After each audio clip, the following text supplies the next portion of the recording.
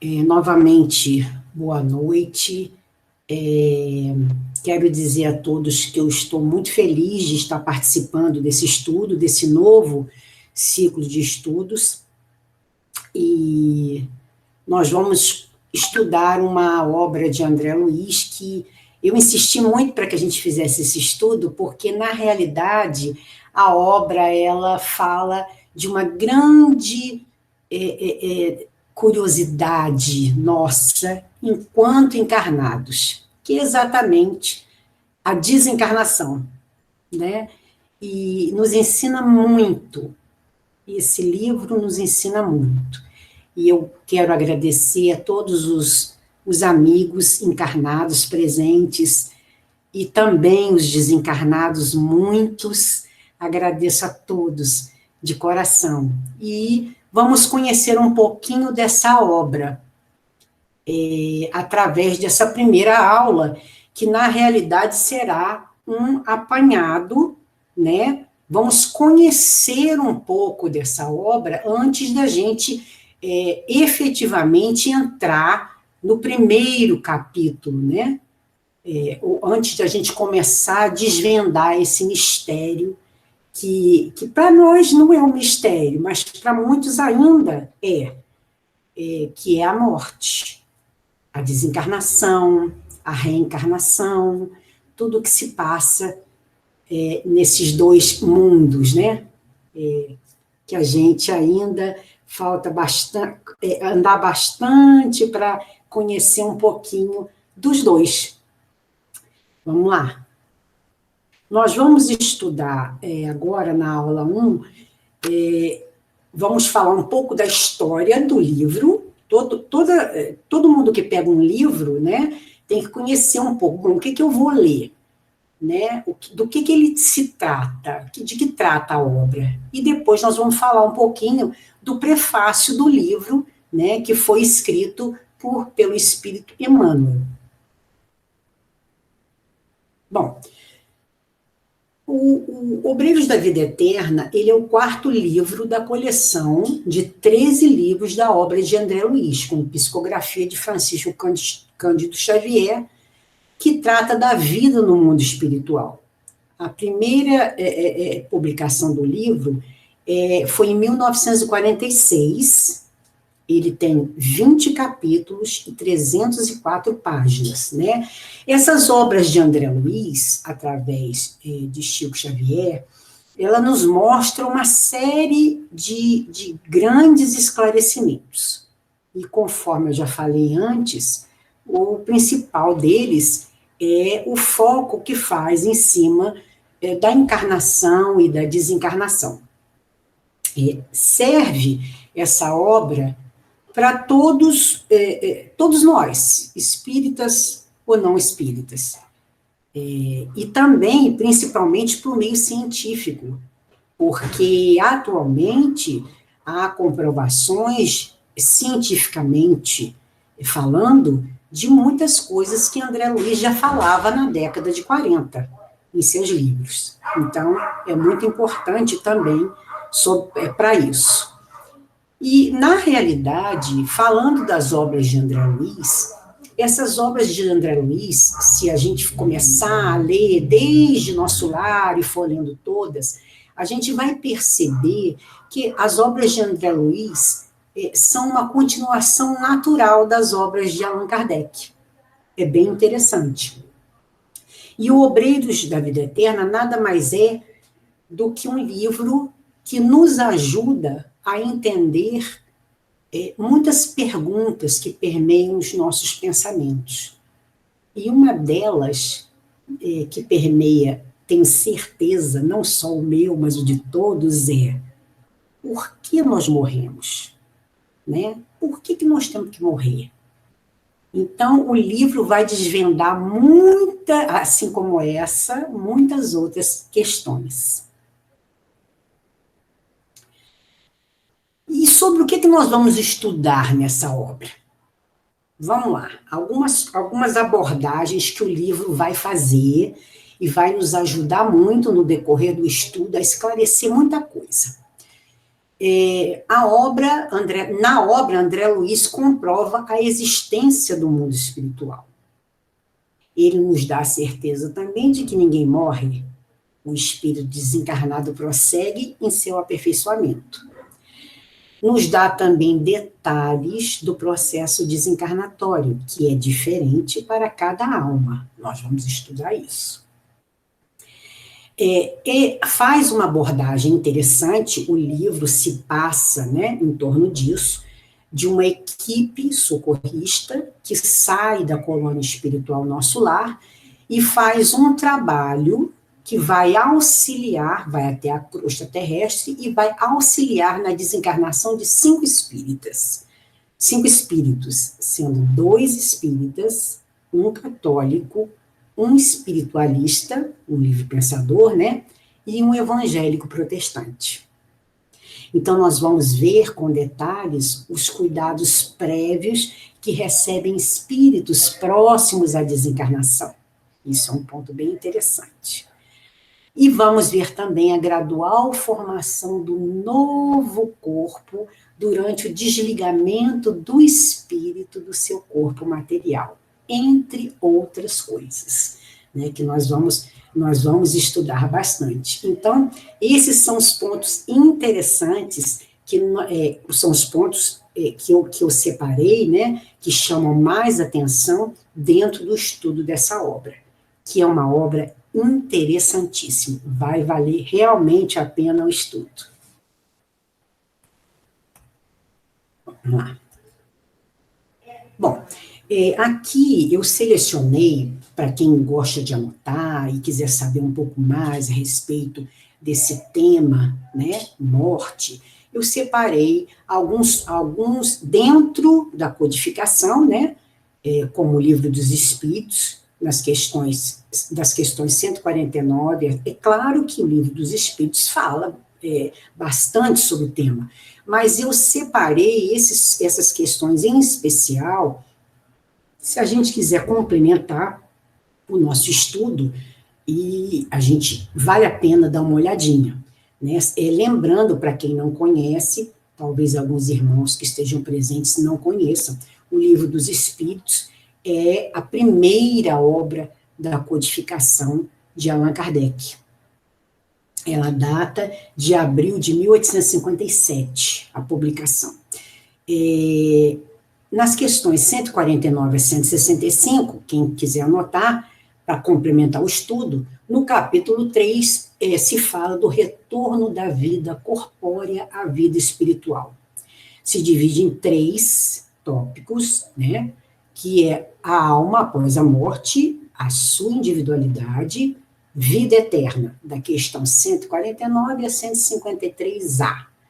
No 2, a separação da alma e do corpo, que estão nas questões 154 a 162. E no 3, a perturbação espírita, que vai da questão 163 a 165. É claro que isto são apenas referências que nós estamos apresentando, porque nós, durante a obra, nós vamos estudar isso também dentro da obra de André Luiz.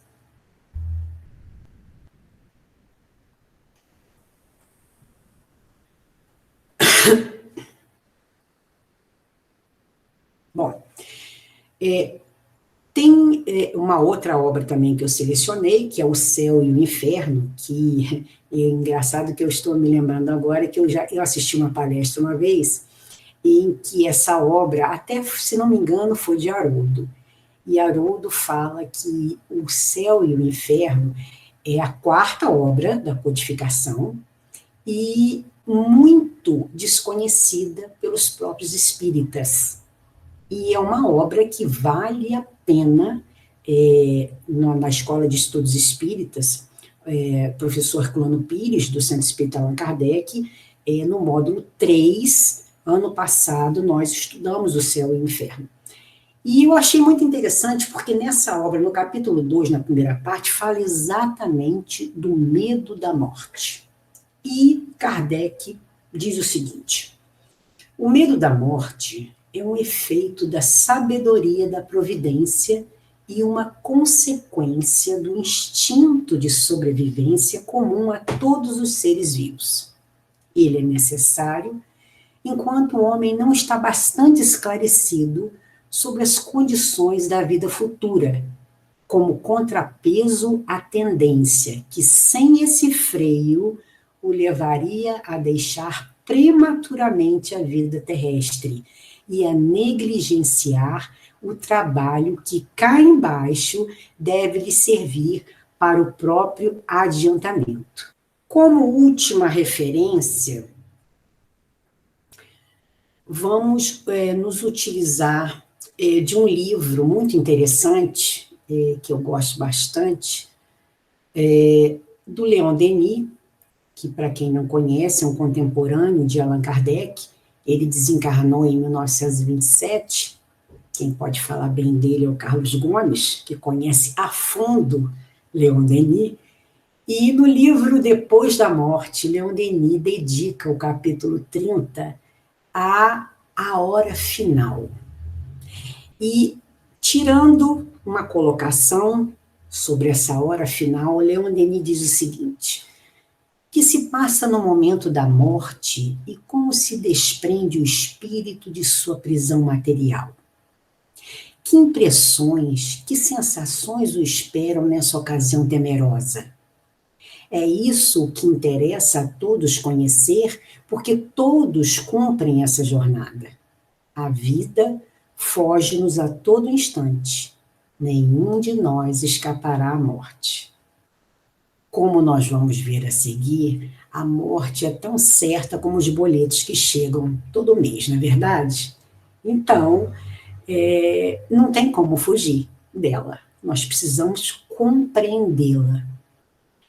Bom, antes da gente entrar no prefácio, na leitura do prefácio, que nós vamos fazer de uma forma integral, até porque existem muitas informações que nós precisamos começar a compreender, eu fiz uma coletânea de como algumas culturas lidam com o fenômeno morte.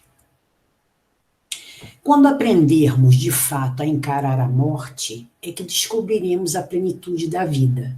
E cada cultura e povo tem sua maneira de encarar esse fato. Qual é a nossa forma de encarar a morte? Bom, vamos conhecer então 5 culturas diferentes, 5 povos diferentes, culturas diferentes, e vamos ver como eles lidam com o fenômeno morte. A cultura Maori, que é um povo nativo da Nova Zelândia, para eles, segundo as tradições locais, a morte é um momento de múltiplos esclarecimentos. E o morto era colocado em pé e enfeitado com diversos adereços durante a cerimônia. Eles também eram colocados em uma árvore para que a natureza consumisse seu corpo. O esqueleto, então, era pintado e colocado numa caverna pelos familiares. Os ingleses, colonizadores da Nova Zelândia, acabaram proibindo essa cerimônia, por entenderem ser muito selvagem, mas atualmente os mortos maoris são enterrados em cemitérios. A cultura viking. A tradição de morte viking é assustadora. Quando um grande guerreiro viking morria, ele era cremado com tudo o que amava. E isso pode até parecer bonito, mas isso também incluía a esposa viva. O ritual começava com uma festa de 7 dias. Após isso, o morto era colocado em seu barco com tudo que mais amou na vida, suas armas, seus objetos pessoais e até mesmo as esposas. Se a moda pega, né? A cultura Chavante. As mulheres dessa tribo de índios, é bem interessante isso aí, elas nunca têm cabelos longos, conforme as outras tribos indígenas que a gente vê e porventura conhecem do Brasil. Na cultura Chavante, sempre que um parente morre, a família toda, inclusive as mulheres e crianças, raspam a cabeça em sinal de luto e respeito pelo ente querido que se foi. A cultura cigana, o povo cigano é bem diferente. Eles acreditam que se entristecer com a morte pode prender o espírito ao corpo e impedir o seu desenvolvimento. Portanto, quando alguém morre, os ciganos celebram e comemoram. A família pode dar um banho de água fresca, pétalas de rosas, flores e moedas no cadáver, além de vesti-lo para participar da festa. O corpo, de acordo com a tradição, deve ser sepultado aos pés de uma árvore, simbolizando o desapego e o desejo de que o espírito evolua. E, finalmente, a cultura tibetana. Essa, para mim, foi a mais interessante.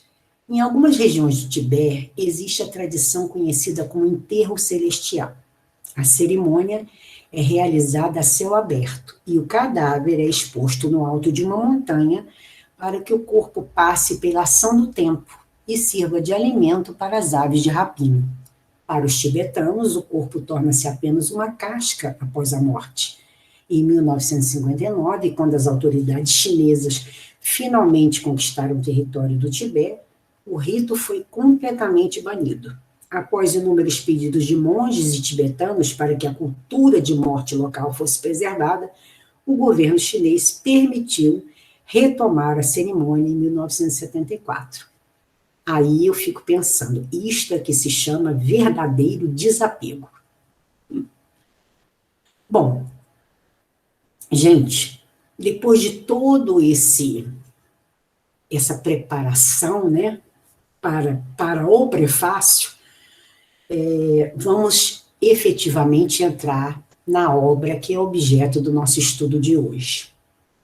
O prefácio, que tem como título Rasgando Véus, é muito, muito bonito. Por isso é que eu fiz questão de que a gente pudesse ler todo o prefácio, porque Emmanuel, e para quem não conhece, Emmanuel é o nome do espírito que, vamos dizer assim, tutelou, né, as atividades mediúnicas de Chico Xavier. Ele escreve esse prefácio de uma forma muito bonita, e dentro desse prefácio tem para nós inúmeras lições muito importantes. Então, vamos começar. Começa dizendo Emmanuel: o homem moderno, pesquisador da estratosfera e do subsolo, esbarra ante os pórticos do sepulcro com a mesma aflição dos egípcios, dos gregos e dos romanos de épocas recuadas. Os séculos que varreram civilizações e refundiram povos não transformaram a misteriosa fisionomia da sepultura. Milenário ponto de interrogação, a morte continua ferindo sentimentos e torturando inteligências. Nesse parágrafo, Emmanuel claramente descreve para todos nós que a morte sempre foi, em todas as épocas, até agora, na atualidade, um grande ponto de interrogação, né, para todos os povos, em todas as épocas. Continuando. Em todas as escolas religiosas, a teologia, representando as diretrizes de patriarcas veneráveis da fé, procura controlar o campo emotivo dos crentes, acomodando os interesses imediatistas da alma encarnada.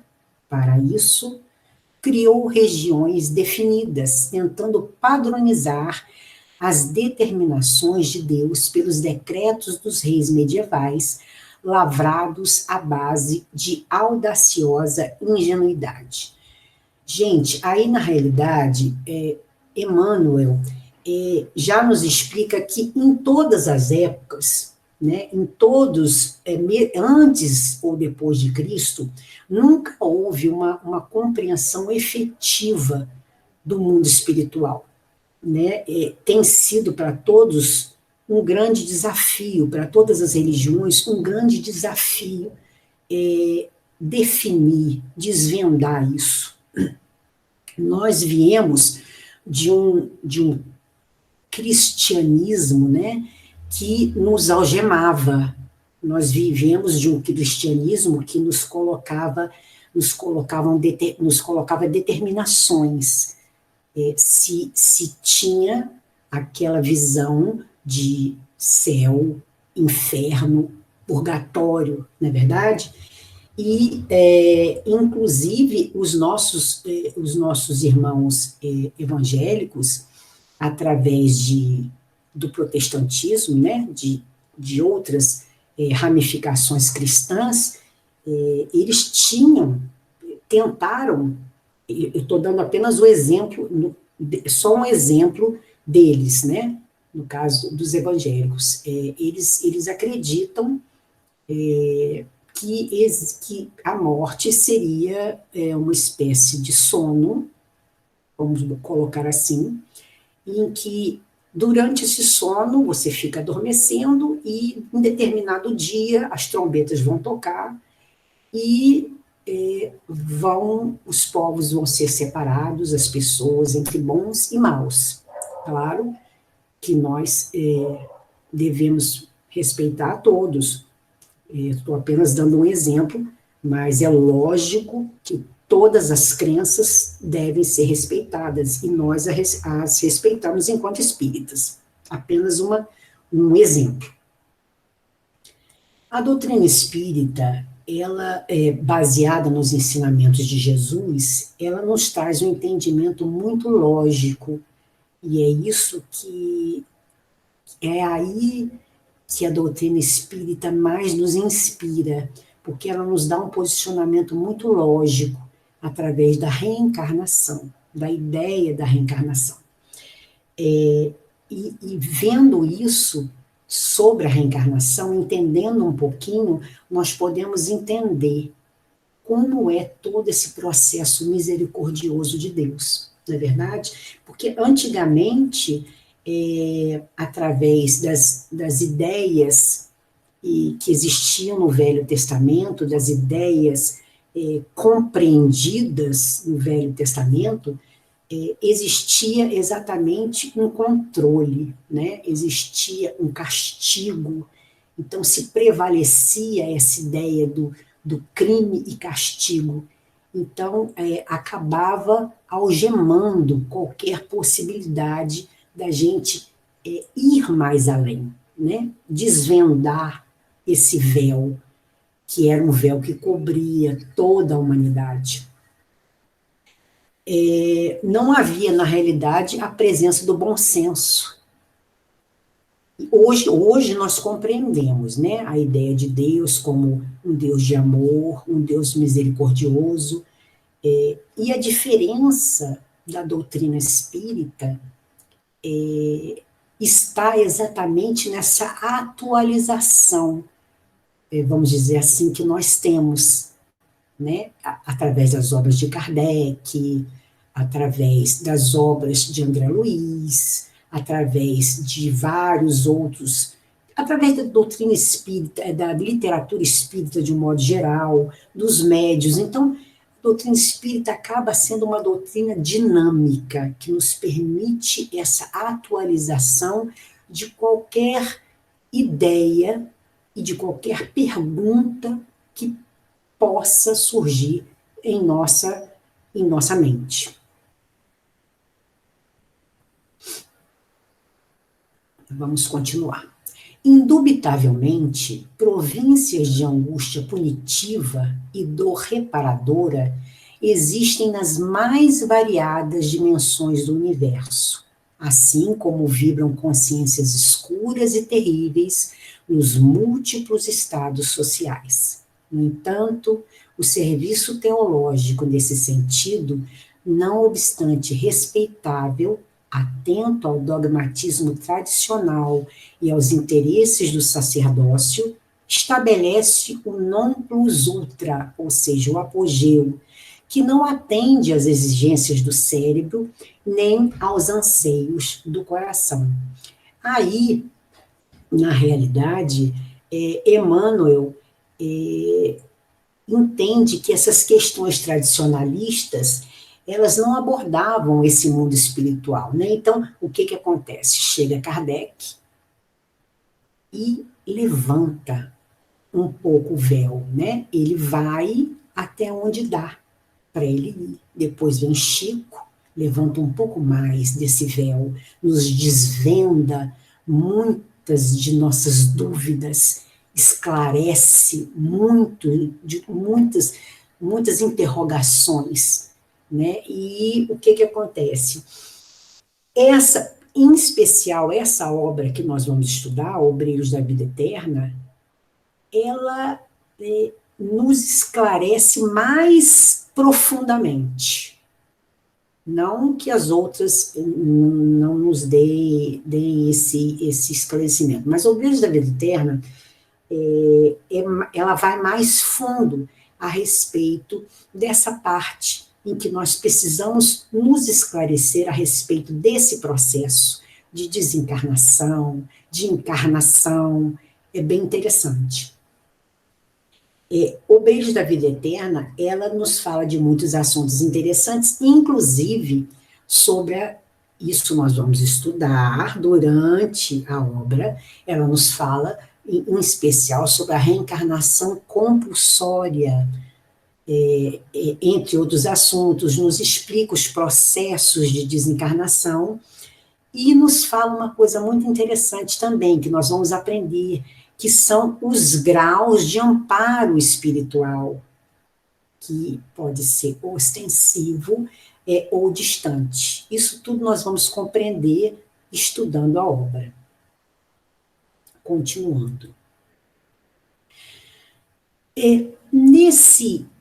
Nesse tópico em especial do prefácio, prestem bem atenção nos questionamentos que Emmanuel faz.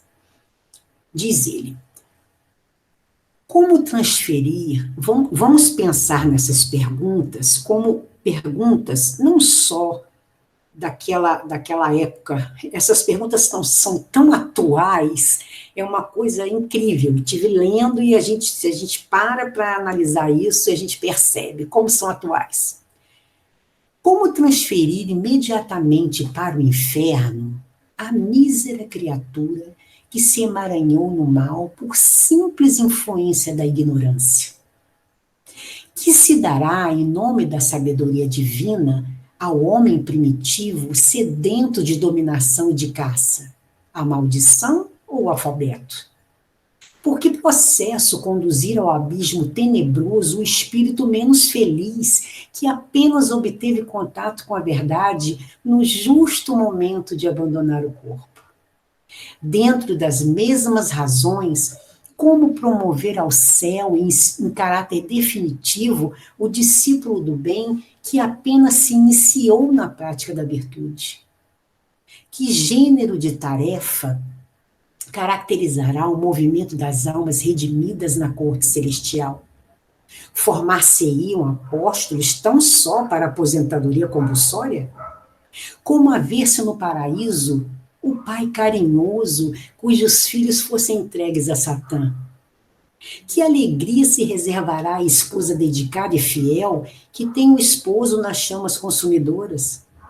Estaria a autoridade divina, perfeita e ilimitada, tão pobre de recursos a ponto de impedir, além do plano carnal, o benefício da cooperação legítima que as autoridades falíveis e deficientes do mundo incentivam e protegem? Negar-se-iam possibilidades de evolução aos que atravessam a porta do sepulcro em plena vida maior, quando na esfera terrestre, sob limitações de vária ordem, há caminhos evolutivos para todas as formas e todos os seres? A palavra trabalho seria desconhecida nos céus quando a natureza terrena reparte missões claras de serviço com todas as criaturas da crosta planetária, desde o verme até o homem? Como justificar o inferno, onde as almas gemessem distante de qualquer esperança, quando entre os homens imperfeitos, ao influxo renovador do Evangelho de Jesus Cristo, as penitenciárias são hoje grandes escolas de regeneração e cura psíquica? E por que meios admitir um céu onde o egoísmo recebesse consagração absoluta no gozo infinito dos contemplados pela graça, sem nenhuma compaixão pelos deserdados do favor que caíram ingênuos nas armadilhas do sofrimento, se entre as mais remotas coletividades de obscuras zonas carnais se arregimentam legiões de assistência fraterna, amparando ignorantes e infelizes? Gente, de todas essas perguntas, em todas elas, Emmanuel, na realidade, ele aborda questões religiosas com todo respeito. Ele aborda conceitos religiosos sem atacar nenhuma religião. Ele apenas lança questões que todos nós, até hoje, quem não tem um pouquinho de conhecimento, nós espíritas, podemos dizer que nós temos um pouquinho desse conhecimento, né, do que nos espera o além-túmulo. Mas essas perguntas, na realidade, se a gente for analisar, permeiam todas as religiões, todas elas. E não há uma explicação, muitas delas, não há uma explicação lógica. Emmanuel lança questões, na realidade, que todas essas respostas nós vamos estudar no decorrer do livro Obreiros da Vida Eterna.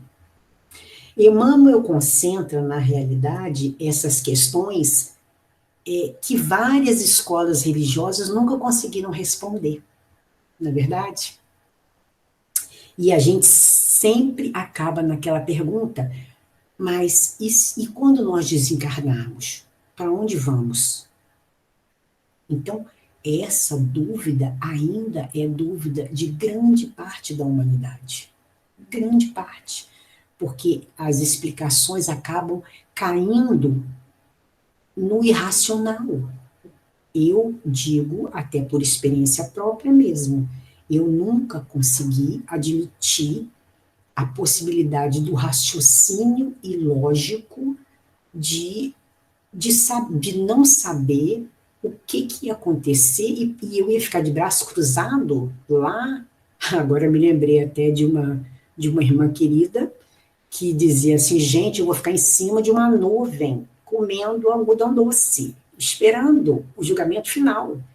Então, essas dúvidas permeiam muito mesmo a mente de muita gente. E Emmanuel nos traz a beleza dos ensinamentos de Jesus. E através dos ensinamentos de Jesus, nós conseguimos compreender um pouquinho dessa lógica da reencarnação, desse enorme processo educativo da regeneração. Isso é que é o mais bonito. E se a gente parar para pensar, como Jesus ainda é atual, como em pleno século XXI, como ele é atual. Sigamos. São interrogações oportunas para os teólogos sinceros da atualidade, não, contudo, para os que tentam conjugar esforços na solução do grande e endevassado problema da humanidade. O Espiritismo começou o inapreciável trabalho de positivar a continuação da vida além da morte, fenômeno natural do caminho de ascensão. Esferas múltiplas de atividade espiritual interpenetram-se nos diversos setores da existência. A morte não extingue a colaboração amiga, o amparo mútuo, a intercessão confortadora, o serviço evolutivo. As dimensões vibratórias do universo são infinitas, como infinitos são os mundos que povoam a imensidade. Ninguém morre. O aperfeiçoamento prossegue em toda parte. Na realidade, Emmanuel faz indagações diretas, aos teólogos. E ele nos fala de um modo bem misericordioso, porque nós temos a tendência de focar mais no erro do que nas boas obras. Nós temos essa tendência. Então, Emmanuel aí nos ensina, dentro desse parágrafo, a gente pode observar que tem as respostas, grande parte das respostas aos questionamentos anteriores que ele mesmo fez, né? Nós só sabemos que temos muito a melhorar. E o que morre é o corpo físico. A nossa jornada continua com a bênção do reencontro, seja ele amigável ou doloroso.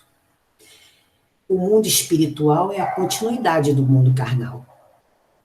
Mas nós precisamos de tudo isso entender que o nosso processo depende de nós mesmos, do bom uso que nós fazemos do nosso livre-arbítrio.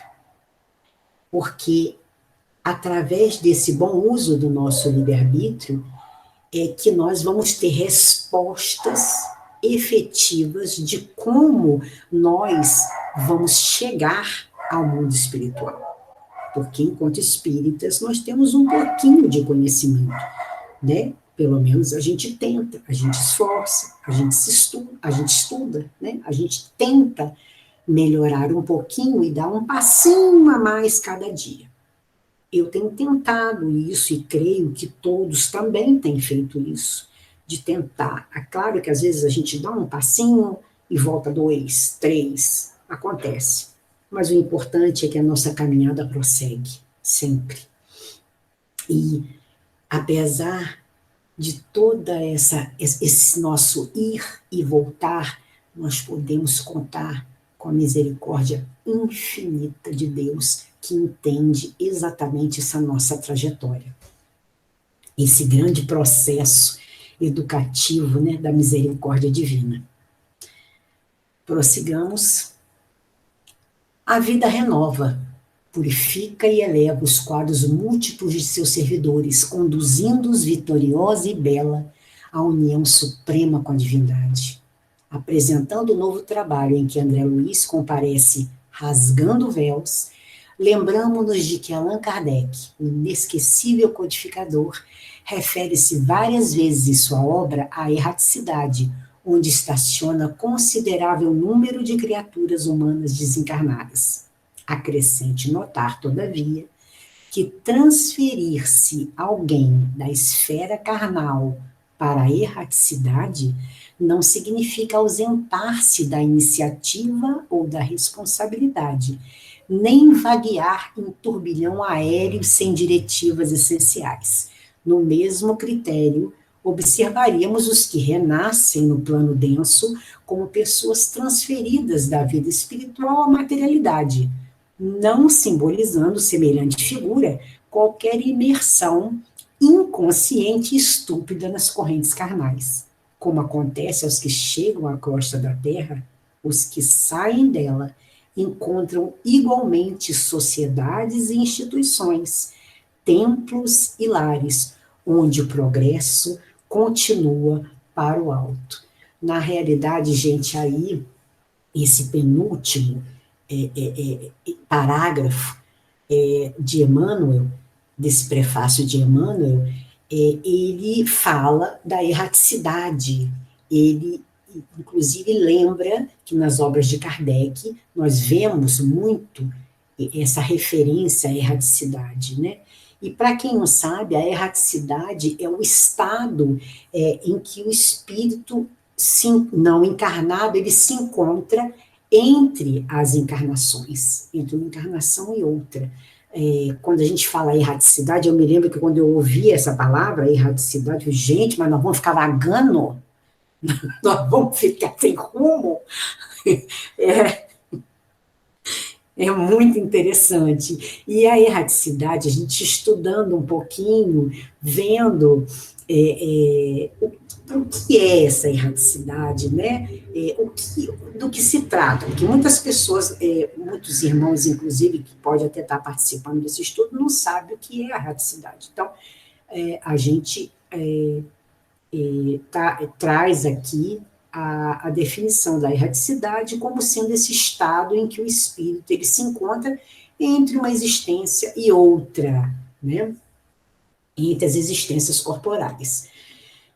Lembrando, claro, que muitos estão desencarnados e não sabem, né? Muitos desencarnam, muitos irmãos desencarnam e não compreendem esse processo. Nós também vamos estudar isso no livro. Nós temos que entender que, nós temos que compreender que a desencarnação envolve um processo do eu desencarnei e eu sigo, dependendo, eu sigo evoluindo, né? Eu preciso evoluir. A compreensão disso é muito importante. Eu desencarnei, eu estou em evolução. Esse é o pensamento que deve permear eu, enquanto espírito, na erraticidade. Continuando com o último parágrafo, no limiar deste livro, portanto, cumpre-nos declarar que André Luiz procurou fornecer algumas notícias das zonas de erraticidade que envolvem a crosta do mundo, em todas as direções, comentando os quadros emocionais que se transportam do ambiente obscuro para as esferas imediatas das cogitações e paixões humanas. Mais uma vez, esclarece que a morte é campo de sequência. Isso é muito importante a gente ter em mente. Sem ser fonte milagreira, que aqui ou além o homem é fruto de si mesmo, e que as leis divinas são eternas organizações de justiça e ordem, equilíbrio e evolução. Naturalmente, a estranheza visitará os companheiros menos avisados, e o sorriso irônico surgirá, sem dúvida, na boca quase sempre brilhante dos impenitentes incorrigíveis. Não importa.